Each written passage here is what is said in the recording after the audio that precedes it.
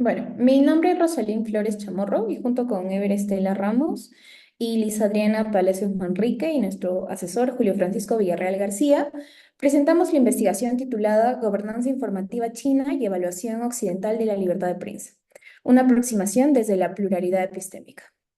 Nuestro punto de partida es una pregunta muy sencilla, pero metodológicamente relevante.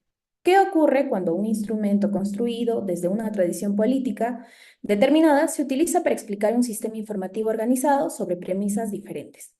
En la actualidad, los índices internacionales permiten condensar ciertos fenómenos complejos en puntuaciones, categorías y posiciones que resultan comparables.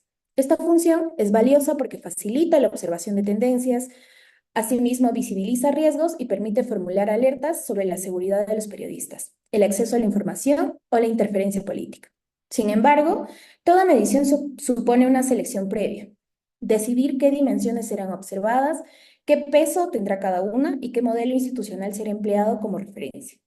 En el campo de la libertad de prensa, organizaciones como Reporteros Sin Fronteras y Freedom House privilegian ciertos criterios vinculados con la independencia de los medios respecto del Estado, el pluralismo, la capacidad de fiscalizar al poder y la protección de la autonomía individual.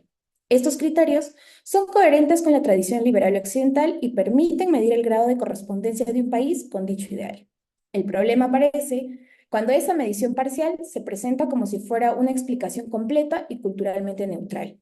En el caso chino, una puntuación desfavorable puede demostrar que su sistema se distancia del modelo liberal de prensa.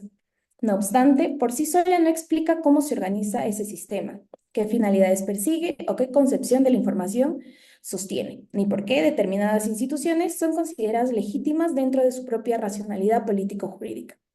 Nuestra hipótesis sostiene, por ello, que los índices internacionales son útiles al momento de formular una evaluación normativa, pero resultan hermenéuticamente insuficientes cuando se pretende describir de manera integral la gobernanza informativa china. No buscamos, en este contexto, negar la crítica externa ni afirmar que toda práctica estatal quede justificada por su contexto. Buscamos distinguir entre dos operaciones diferentes, medir la proximidad a un ideal liberal y comprender el funcionamiento de un modelo institucional distinto. Para examinar esta cuestión, adoptamos un enfoque cualitativo documental y hermenéutico comparativo. Analizamos, por una parte, las metodologías de los principales índices y la literatura sobre indicaciones como tecnologías de gobernanza.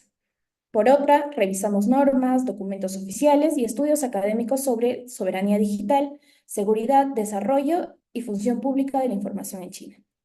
El procedimiento se desarrolló en tres etapas. Primero, identificamos las categorías centrales de los índices. Segundo, reconstruimos las categorías recurrentes del discurso jurídico-político chino. Y tercero, contrastamos ambos conjuntos para determinar qué dimensiones pueden compararse directamente y cuáles requieren un marco adicional de interpretación.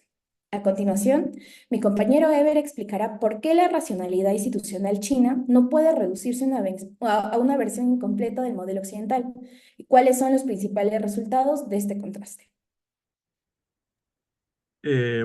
Gracias, Rosalind. Para comprender los límites internacionales de libertad de prensa, primero debemos observar la lógica que organiza el sistema informativo chino en lo que respecta a la tradición liberal occidental. En este sentido, eh, bajo la premisa de este segundo, la prensa suele entenderse como un contrapoder independiente del Estado. En China, en cambio, la información cumple una función pública vinculada con el desarrollo, la seguridad y la cohesión social. Esta diferencia responde a una concepción en la que el individuo forma parte de una comunidad integrada por deberes y responsabilidades que comparten mutuamente entre los pertenecientes al país. Es por ello que el orden, la armonía y el bienestar colectivo no se presentan básicamente como límites a la libertad, sino también como condiciones para la convivencia social. Eh, en el ámbito digital, esta visión se expresa mediante la soberanía del ciberespacio. China sostiene que cada estado debe conservar la capacidad de regular las infraestructuras, los datos y los contenidos que circulan dentro de un territorio propio. Por esta razón, el Estado ocupa una posición, sobre todo rectora, en la gobernanza de lo que respecta al Internet. Esta prioridad también se refleja en las normas sobre seguridad nacional, la ciberseguridad y la protección de datos, orientadas a prevenir riesgos, impulsar el desarrollo tecnológico y preservar la estabilidad. Además, China promueve también en foros internacionales una gobernanza digital basada en la igualdad soberana y en el desarrollo de cada país a elegir su propio modelo regulatorio. De este modo, no actúa únicamente como receptora de normas, sino también como promotora de propuestas alternativas. Eh, Nuestra investigación en este punto identificó una diferencia central que respecta a los índices occidentales, los cuales valoran, por una parte, la independencia de los medios y el pluralismo, a una menor intervención estatal. En el modelo chino, por su parte, prioriza la soberanía, la seguridad y el desarrollo de la cohesión colectiva. Es por ello que una misma práctica puede recibir interpretaciones totalmente distintas, lo que desde una perspectiva liberal occidental se puede considerar interferencia dentro del mismo sistema chino, puede presentarse como una posibilidad de coordinación o prevención de riesgos. Reconocer esta racionalidad en cierto sentido no significa justificar toda medida ni ignorar las preocupaciones sobre la libertad de expresión. Significa en sí comprender primero qué función cumple cada institución y cuáles son los valores que la sostienen. En conclusión, los índices permiten medir la distancia de China respecto del modelo liberal occidental, pero no explican por sí solos la totalidad de su sistema informativo. Sobre esta base, mi compañera Adriana presentará nuestras propuestas de evaluación que tenemos y las conclusiones a las que hemos llegado en esta investigación. Gracias. Gracias, Ever. A partir de los resultados expuestos, nuestra principal propuesta consiste en ampliar la arquitectura de la evaluación mediante dos niveles, complementarios pero claramente diferenciados. El primer nivel es normativo comparativo. Conserva preguntas indispensables para cualquier análisis crítico. Si las restricciones están previstas en normas accesibles y suficientemente claras, si persiguen una finalidad identificable, si existen procedimientos de revisión o reclamación, si los periodistas están protegidos frente a la violencia y las decisiones arbitrarias, y si la ciudadanía dispone de vías para acceder a información relevante y expresar desacuerdos. El segundo nivel es contextual institucional. Reconstruye la lógica del sistema evaluado, la función social de los medios, la relación entre información y desarrollo, la soberanía digital, la coordinación entre Estado, empresas y sociedad, y las controversias internas que acompañan su transformación. La relación entre ambos niveles evita dos errores. El primero sería convertir la explicación interna en una justificación automática. Comprender por qué una política se adopta no obliga a considerarla legítima. El segundo sería tratar el estándar externo como una descripción total. Defender la autonomía periodística no autoriza a ignorar que otros sistemas atribuyen a la comunicación finalidades adicionales. De esta propuesta se derivan 5 reglas.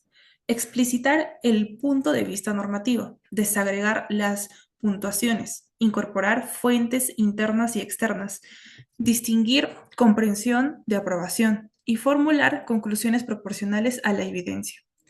Así, el índice ofrece una señal comparativa, pero no sustituye a la investigación. Esta discusión es relevante para América Latina, una región que recibe modelos productos en centros externos y que al mismo tiempo enfrenta dependencia tecnológica, concentración de plataformas y desigualdad en los accesos. Estudiar China no significa copiarla, sino ampliar las preguntas sobre soberanía tecnológica, datos, infraestructura y responsabilidad pública de la información. La relación entre China y América Latina requiere evitar la idealización y la hostilidad automática. Una impide reconocer tensiones, la otra comprender el atractivo de la propuesta china.